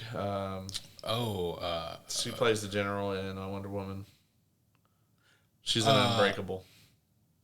Fuck. Yeah, I can't think of her name. It's escaping me right now. Is it Helen? Dylan has infected us with his. Yeah, yes. God damn it, Dylan. But that chick. Yeah. Yeah. Yeah, whatever her name is. Right. But yeah, it made me like just really hate her, and I really hate her character in that show, and I don't know. It just went. I DNF'd it. I couldn't suffer through it. I kept falling asleep. Like it was just awful. Damn. The first couple seasons of that though were really good, and I liked his character in it because he plays a character that's kind of like, kind of off the page for him because he's like this really serious like senator or whatever, but Frank, which was Spacey's character, like has like got shit on him, and he basically manipulated him into doing some fuck shit. And then used that to control him. So he just basically is like a pawn on his chessboard. And he was so good to see him play that kind of like vulnerable, like chicken shit kind of role, you know? Yeah. Yeah. Have you seen his RoboCop? I have not. I'm going to tell you another thing. Yeah. I've never seen either one of those either. I've never seen... Let me tell you something. I've never seen any of the RoboCop movies. Gotcha. But I know the gist. Yeah. And I think it's hilarious. Oh, it is. It's so hilarious, man. And that's the thing that like the remake was missing from it. Like I said, it had none of the heart. And it like the whole governmental and economical like social like commentary of it all, like the satire just went right over this movie's head. Yeah. You know, and it was like you guys are kind of missing the point of the original RoboCop. Like, you know, it just went right over their heads. And so they didn't really get any of the commentary, any of the satire. And they tried to make it like straightforward, kind of PG-13 at that action movie. Right. And I think that's the worst case scenario for The Crow. I think that if anything, I don't know if it's going to try to be more in line with the comic books. I doubt it. It seems like it's going its own kind of way, which I am fine with, because if you're going to remake something as iconic as that original Crow movie, then you need to make sure that movie has its own identity. But when you give a movie like that its own identity, you got to make sure it's fucking good, you know? Right. So, and also, like, I feel like this is one of those trailers that gave away too much, and I get it. Like, most people already know the story of The Crow. So, maybe they feel like they could show more in the trailer. But, I mean, you got to leave something, you know? Yeah, I think that this movie is going to be super hated. Like, the internet... It already is. Is, like, no chill on this, you know? So... Yeah. I mean, and as of this recording, it's probably past 100K downvotes. I don't know. It has a lot to contend with too. It does. June is kind of a busy month, right? Yeah. I mean, we got Ghostbusters coming out shortly, and then in July we're gonna have Deadpool and Wolverine. And isn't Craven like coming out soon? I try to forget about Craven. I keep trying to forget about it too. Did you see though that Aaron Taylor Johnson supposedly like is the new Bond? I saw that. I mean, this is not a comic book thing or something we normally talk about, but I feel like they had so many better options. I mean, in all fairness, I feel that with Daniel Craig, but he killed it, That's true. Idris Elba should be, obviously. He would be the best choice. He would be a phenomenal choice, but they let that window open and close. Right. So he was like, I'm just gonna go be a fucking superhero in Fast and Furious. Right. Which he really had a super suit and everything. He did, yeah. It was fucking dope. Yeah. Say what you want about that movie, but he wasn't the problem. He wasn't even on the top 700 list of problems. Oh shit! But there were that many. And then there was somebody else I was thinking about earlier today that I was like, this person would have been a much better choice as well. John David Washington obviously would be incredible. Would they ever hire a non-British person for that role? Well, yeah, probably not. Yeah. I mean, literally, if they wanted to hire any black person, then it should have been Idris Elba. Yeah. Wait, what about John Boyega? You think he could have pulled it off? No. You don't think he's got the... So, here's the thing. Is to be James Bond, you have to look really good in a tuxedo. Mm-hmm. And John Boyega just looks like me in a tuxedo. He's like uncomfortable, out of place, But fucking Idris Elba, like, he fucking kills it, right? You just gotta look good in the suit. Yeah, it's like you can't be Superman if you can't look good in the suit. That's true. I think that if they're gonna deviate from the typical James Bond type deal, then they should go all the way and get Matthew McConaughey to be James Bond. Fuck yeah. As soon as he gets done with his no. Freeze, That's the only caveat. He's too busy and he can't be Mr. Freeze. Mr. Freeze, but you're okay with it when we're James Bond. Yeah. I'm not. I like James Bond, but he can go over there and potentially ruin that for me. That's fine. Oh my god. He's like, I open up my cigarette lighter and I forget that it's actually a mobile missile defense system. So I put it back in my pocket. God damn. I can hear him delivering so what's your name, sir? Bond is James Bond.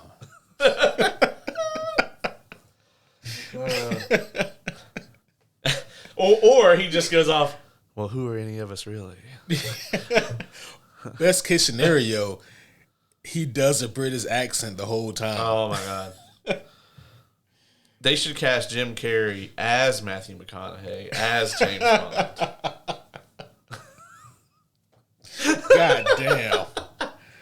Holy shit. Yeah, I don't know, though. I think Aaron Taylor Johnson is, like, he's an okay choice. Nolan already dropped out, though, because he really wanted to do a Bond movie. Oh, he dropped out? Yeah, I was very disappointed. Because I was like, well, Aaron Taylor Johnson's not, whatever, not the greatest, but if they get Christopher Nolan, then, it won't matter. Yeah. And then, Nolan dropped out.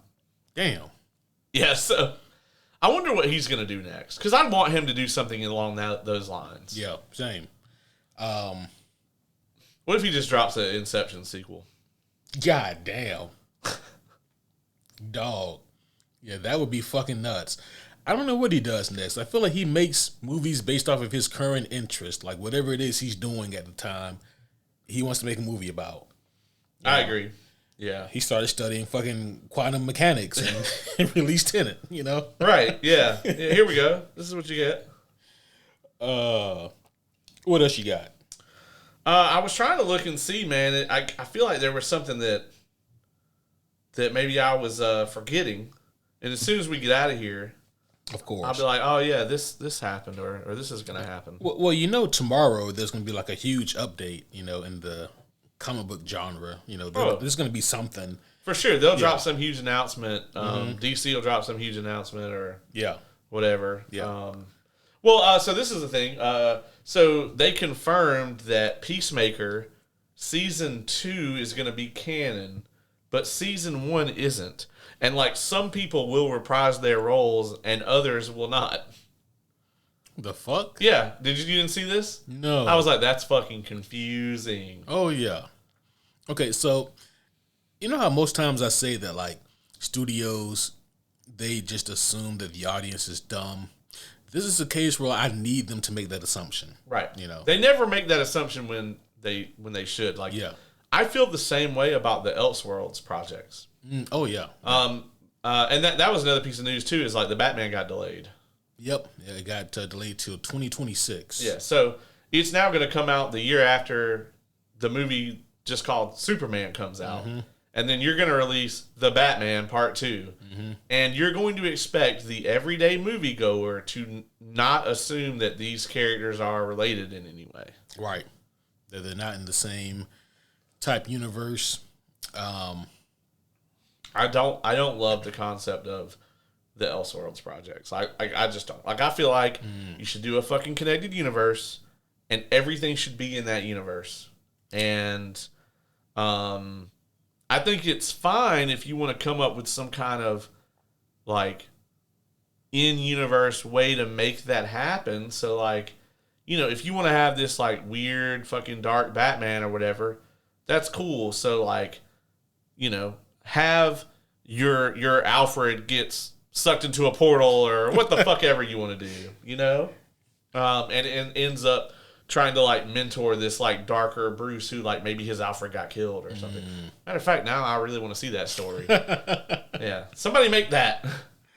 Yeah, I mean, I think I'm fine with certain Elseworlds, Batman being one of them. And it's mostly because he's one of the most multifaceted characters in existence, you know.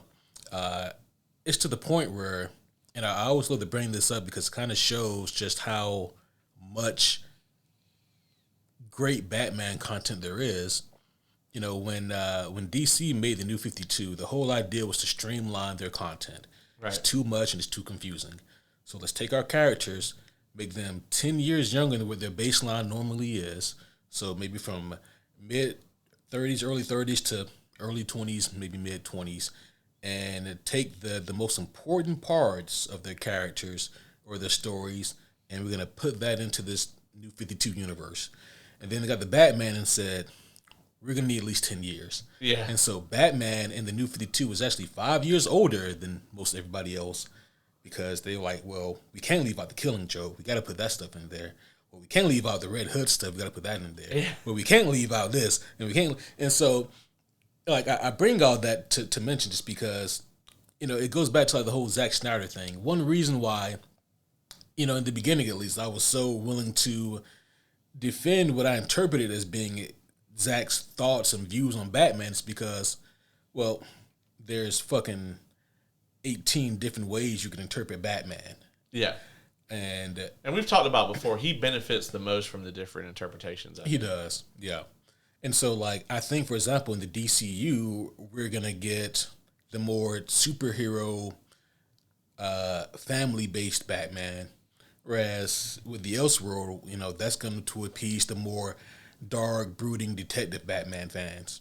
And so it's going to be two different takes on the same character, which, I mean, Batman, he's got the stroke. He's one of the few characters you can have two completely different takes on and they'd both be accurate.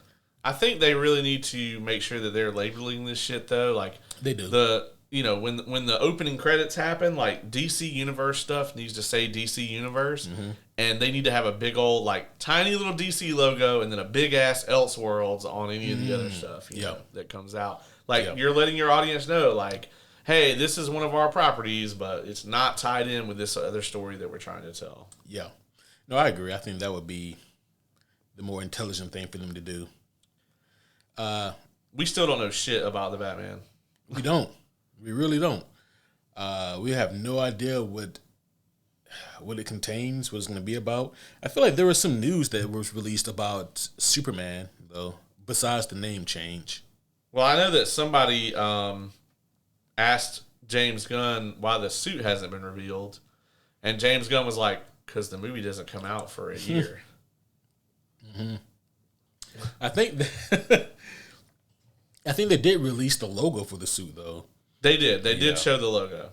And it looked very much like the Kingdom Come Superman logo. Yep. And we also did see, we did get to actually see like the bald Nicholas Hoult in one of the set photos. We did, yeah. And I don't know why this surprised me, but he looked like a bald Nicholas Hoult. Yeah. I think he's going to do a good job.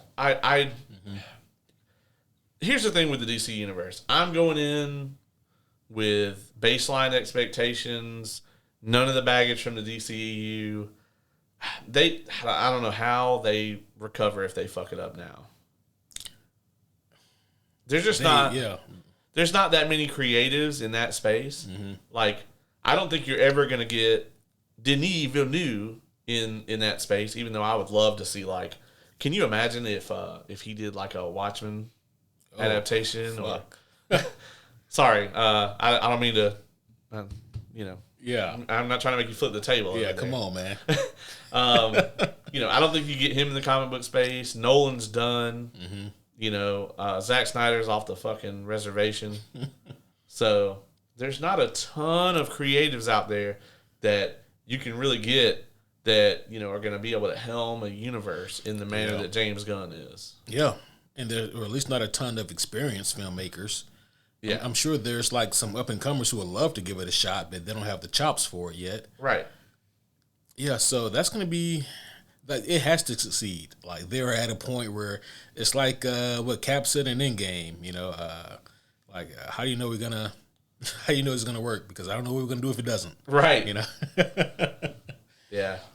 Speaking of which, did you see that Avengers Kang Dynasty, the name has been dropped, and it's just Avengers 5 right now. Yeah, they're obviously not gonna keep that, but yeah. Obviously I think they're gonna move away from Kang. They're not gonna recast. I think they're just gonna and honestly, that's what I'd prefer. Just move away from this character. But they gotta do something, man. Like I feel like we haven't had a single like storyline since Endgame. They just been leaving all these like loose threads that are never gonna get picked up. Yeah. Which is weird, right? Because you look at like Multiverse of Madness and it's like he's going to go to Dormammu's dimension, and there's Clea, the Charlize Theron's character. And it's like, oh, shit, so we're doing something. You look at the end of Eternals, oh, shit, you know what I mean? Like, the Celestials, the Celestials are now, like, a huge staple in the MCU. No one gives a shit. Yeah. Yeah, and there's like there was one growing in the earth. Right. And there's now a giant dead fetus chilling. No one cares. Yeah, no one gives a shit. And it's just like, man, they really got to tie some of this stuff together. I think they're going to tie Doctor Strange in with, they're going to do like an incursion type deal, and that's how Secret Wars is going to happen. But I don't know, man. It seems messy. It's not where they can't turn it around. I mean, obviously Deadpool and Wolverine, they're about to deliver hard on that. Like, they're really going to get some, like, I think, some traction back with that. But even if it's a really good standalone story, is it going to move the needle for the overall MCU?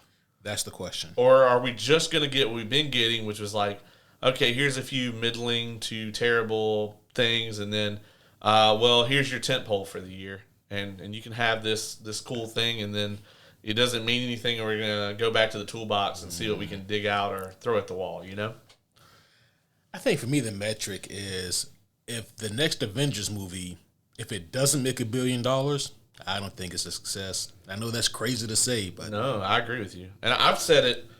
Forever. Like the MCU is not in danger until they come out with an Avengers, and an Avengers movie does bad.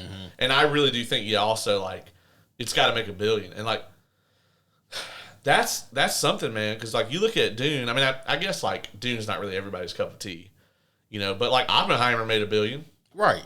And that shit's rated R, and it's the highest grossing rated R I think ever.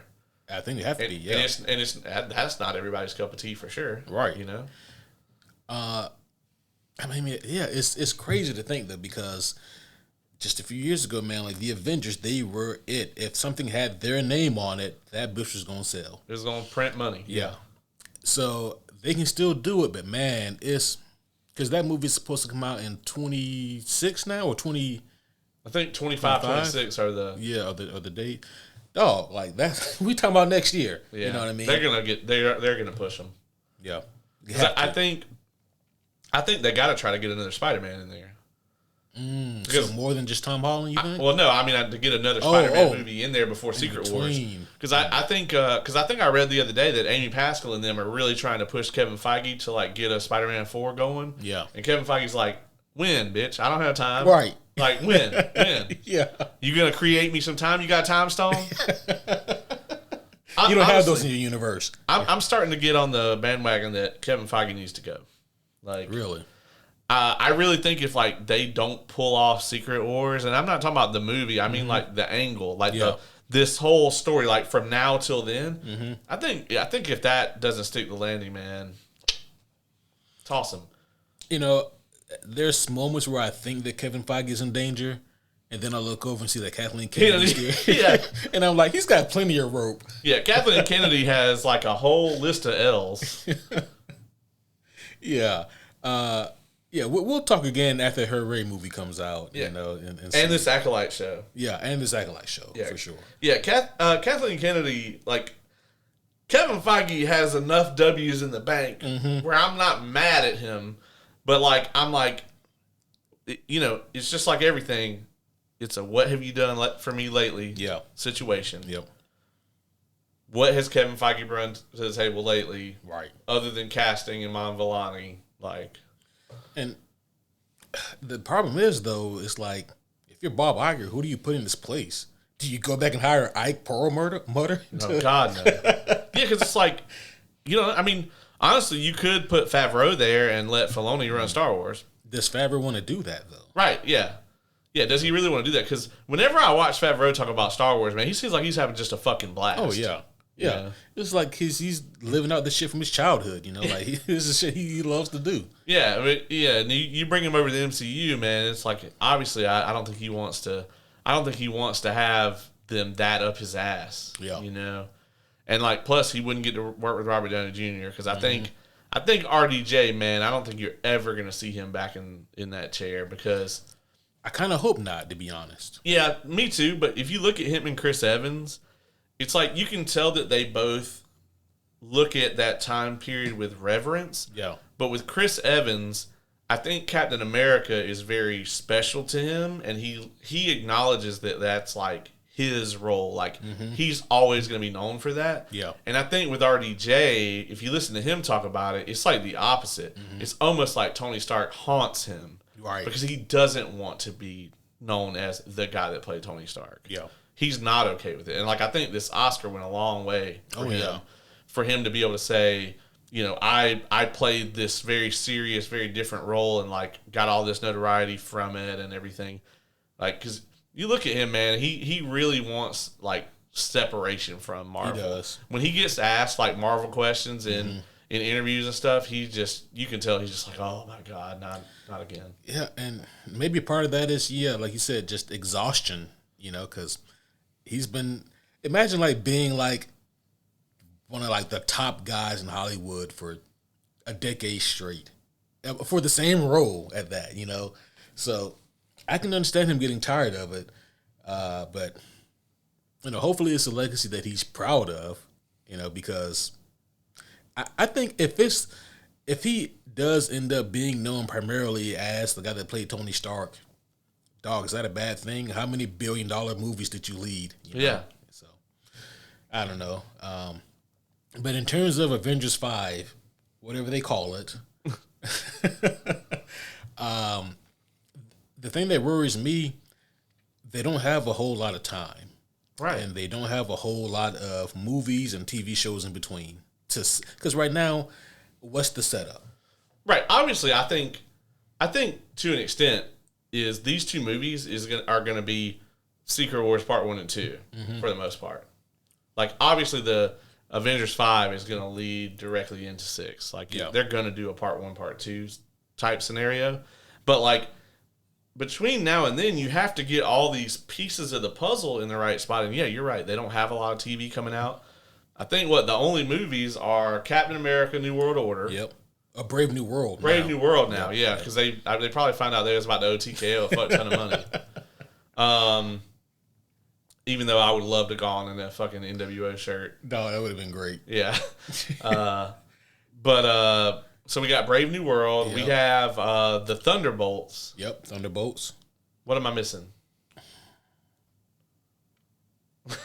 Fantastic Four. Oh, yeah, Fantastic Four. Which, Yep.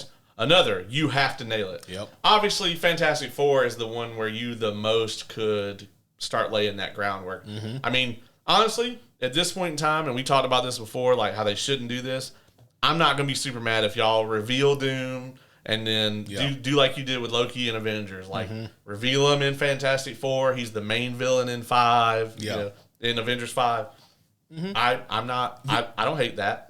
They may have to, just because you're gonna do Secret Wars with no Doom. Yeah. So you're gonna have to introduce him before that, you know. Yeah. And as much as I would love them to just do a Fantastic Four movie without Doom in it, well, yeah, if you got to pull the trigger to make it a success, pull the trigger. Yeah. You know. What do you think about the theories that the movie Fantastic Four will take place in the 60s? Hate it. Okay. I think we talked about this previously a little bit. I think it's legit. I mean, I think that's damn near confirmed. Yeah, I hate it because, I mean, unless you're going to do some kind of, is it Phantom? No, Phantom Zone and Superman. What's their shit called? The Negative Zone. Negative Zone. Yeah. Unless you're going to do some Negative Zone shit where, like, they get like time transported or whatever. What I mean are they going to be, you know, are they all going to be 70 in the modern day? Yeah, I don't like. It does seem to make it more messy than it needs to be. Yeah, because you can't do this thing like you can obviously have them exist in the 60s and then they get time yeeted into 2025 or whatever. Right. But you can't say like, oh, their powers make them not age, and then now you have to explain why all this time they've been just chilling. It's the Eternals all over again. But worse. Yeah, way worse. Because at least they were like these omniscient beings or whatever. Oh, they were sex dolls, but yeah. Yeah. I mean, you know, universal sex dolls, but so I understand why they would want to place them in the 60s because I guess it's when they had their heyday in terms of like comic books or whatnot, but I'm like, you can bring them into modern day. Like my whole thing is this: it should be something like I've always visioned the Fantastic Four being the catalyst for like the incursions, right? So like they flee their Earth, their universe, to the 616 universe to warn them about the impending doom. And maybe in the MCU, what causes their incursions is Galactus. Him eating planets offsets the natural balance of things, and that starts the incursions. You know, like I think they've got options that they can play with, but it's just going to depend on how they want to run this shit. But yeah, with it taking place in the 60s, an interesting thing they could play with is Avengers Tower. Do you think before it was Avengers Towers, it was the Baxter Building? I hope not. You really? I mean, it'd be fine to do a cool tie-in with that. Yeah. I mean, like, I wouldn't mind it. I wouldn't be, like, upset about it. It would be cool. Yeah. But, yeah, I mean, I don't know. You have to, even with putting it in the 60s, you have to be like, well, how come, like, Howard or none of these people ever... That's true. I mean, if they put it in the 60s also, you got to think they got to have them interact with Howard Stark. Yeah. At some point. Maybe even Peggy, you know, if they're doing, like, any kind of government shit. Yeah. Well, I'd never be mad at seeing Haley Atwell. Oh, yeah, for sure. For sure. Yeah, bring her. Right. Yeah. I understand why Cap went back. Yeah. Yeah. You ever see it was like a mock video. It may have been made by College Humor. I forget who made it, but it was like all the shit that Cap was doing during that time frame when he went back to live with Peggy. And it was like he was sitting there like the morning of like the JFK assassination, and it's like he hears the date and he's like, oh shit, because he can't say anything, and Peggy's like, what's wrong? He's like, nothing, you know. Yeah. And he just like lives through a bunch of dates like that, and it's like he doesn't do shit to stop him.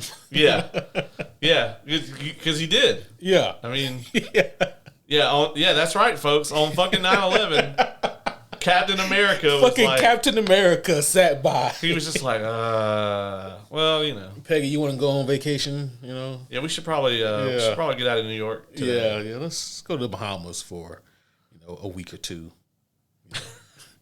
God damn. Fucking hell, Cap. Only got really one more thing in this. It's the thing.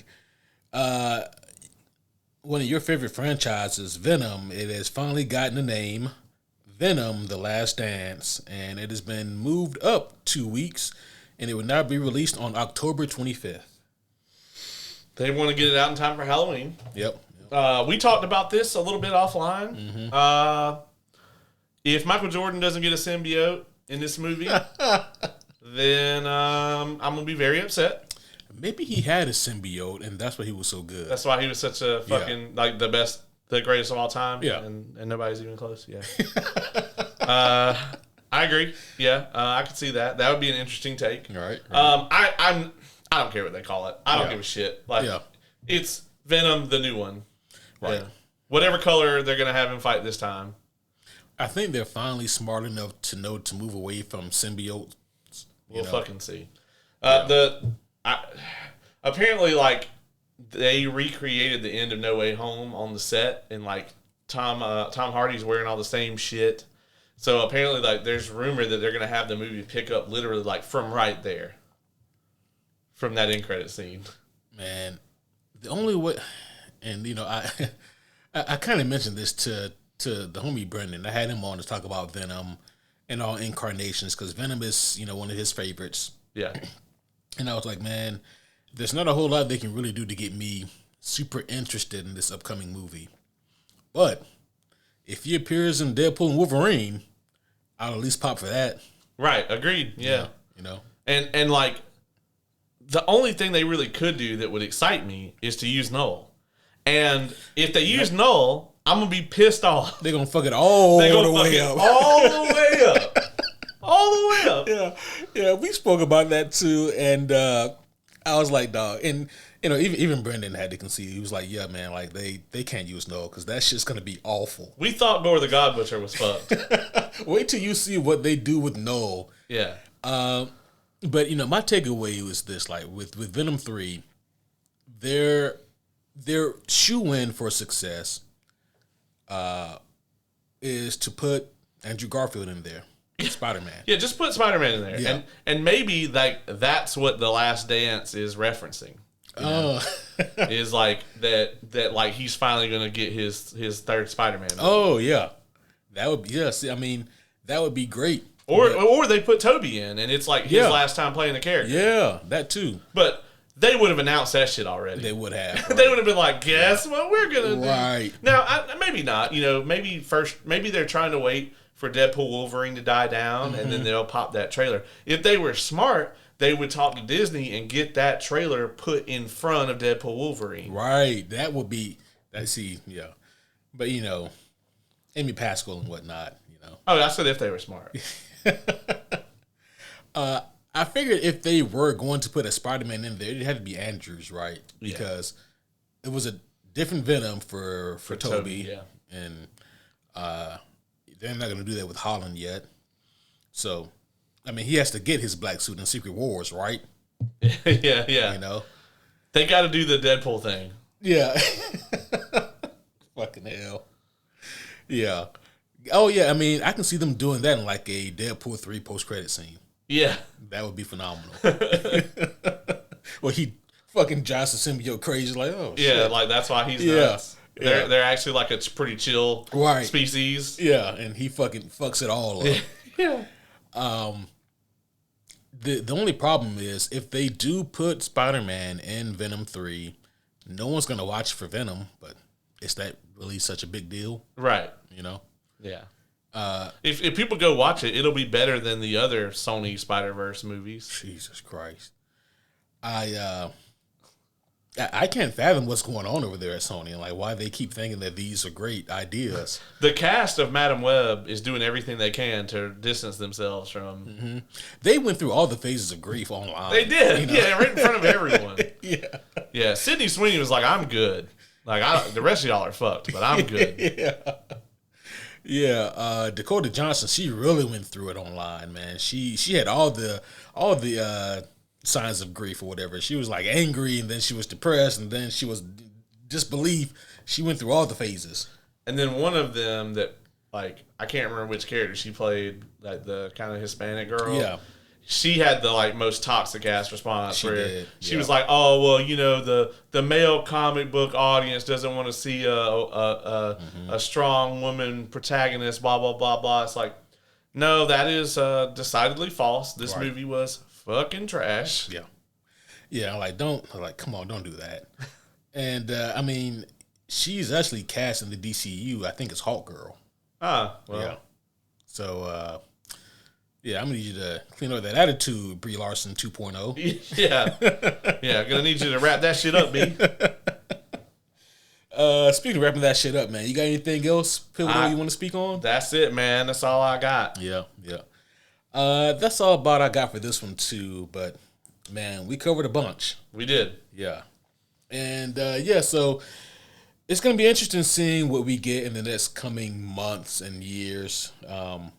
Obviously, in terms of like big movies that I'm excited for, I can't wait for July.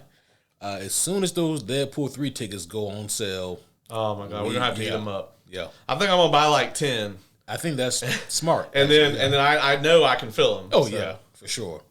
I wouldn't be surprised if one day for some of these big movies, if they start putting limits on how many you can buy. Yeah. One more thing, really quick though.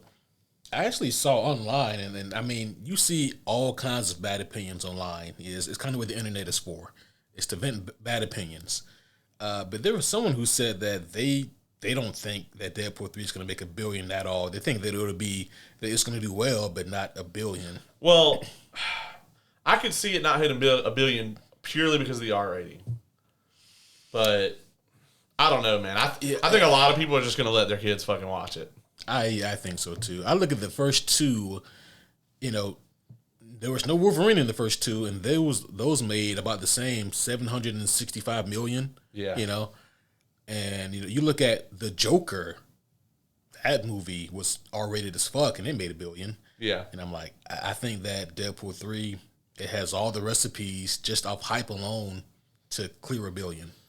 All those did it in the. Like, we're not going to put it on Disney Plus in 6 weeks era, though, too. So, we got to see, man. Yeah. I mean, No Way Home made a fuck ton of money. So, I think, dude, I think they're going to print money. I really do. Like, Hugh Jackman's Wolverine has never not delivered at the box office. Yeah. I would say the minimum it does is $650. That's like the bottom of the bottom of the barrel. I mean, I think that's even unfathomable. That's less than Deadpool 1 and 2. You also got to think it may not. They may not play it in China too. So. Oh yeah. But I don't know. Like I don't know how that's gone. Because Disney and the Chinese have had their issues. Yeah. I thought they made up, or did they not yet? I think they did. Okay. Yeah. They start hitting their pockets. They start acting different. Yeah. Yeah. Well, homies, this is all we got for this one. We hope you guys enjoyed this edition of Comic News. But we'll be back again very shortly. There's a lot of cool things coming down the pipeline, including a continuous review of Invincible Season 2 Part 2. Hopefully you guys have been keeping up with that. It is, the latest episode 5 was very, very good. I'm probably about to go home and watch it right now. Yeah. I think you enjoy it. They find ways to even keep people like me who have read the comics like on my toes, like, oh shit. Which is very good. Right. Obviously, review of X-Men 97.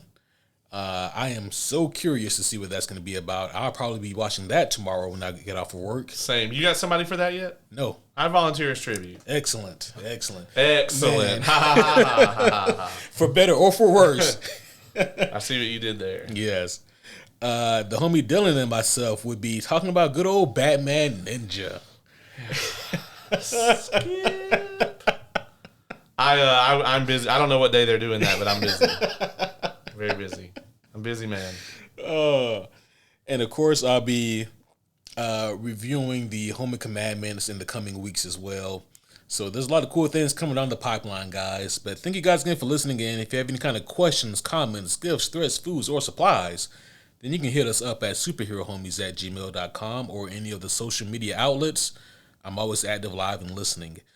That is all for now. But until then, my name is Superhero Homie Q. And I'm superhero homie Caleb.